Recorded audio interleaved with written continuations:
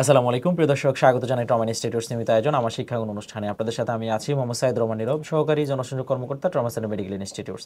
আজকে আমরা কথা বলবো খুবই গুরুত্বপূর্ণ একটি বিষয় নিয়ে, সেটি হচ্ছে ইনজেকশন সেফটি ও ইনফেকশন কন্ট্রোল।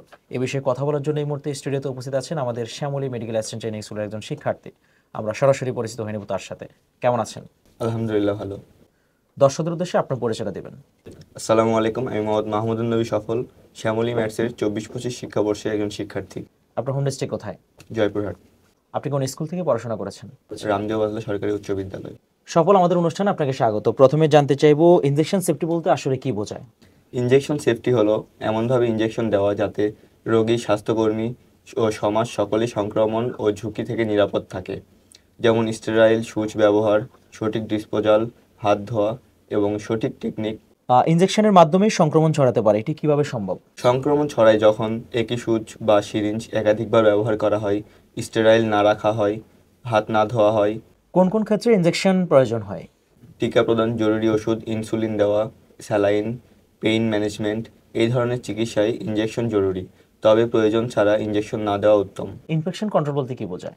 ইনফেকশন কন্ট্রোল হলো রোগী, স্বাস্থ্যকর্মী ও হাসপাতালের পরিবেশকে সংক্রমণ থেকে রক্ষা করার সব ধরনের পদ্ধতি, যেমন পিপিই ব্যবহার, হাত পরিষ্কার, যন্ত্রপাতি, স্টেরিলাইজেশন, বজ্র ব্যবস্থাপনা ইত্যাদি।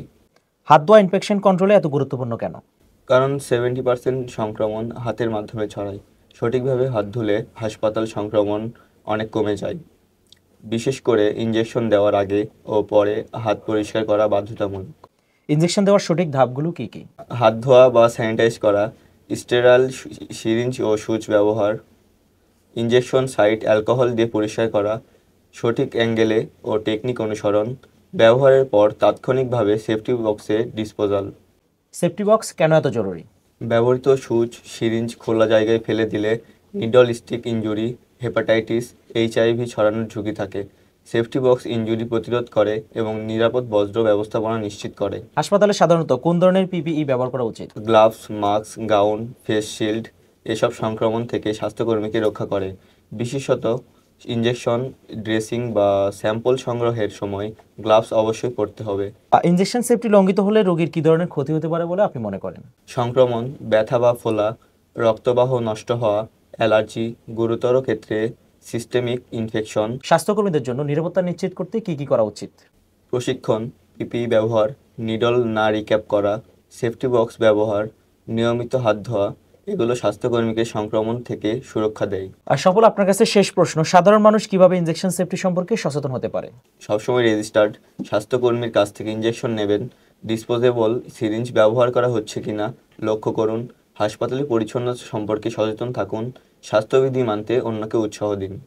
এত মূল্যবান ও প্রয়োজনীয় তথ্য দেওয়ার জন্য আপনাকে অসংখ্য ধন্যবাদ। আপনাকেও ধন্যবাদ এত সুন্দর একটি অনুষ্ঠানে আমাকে আমন্ত্রণ করার জন্য।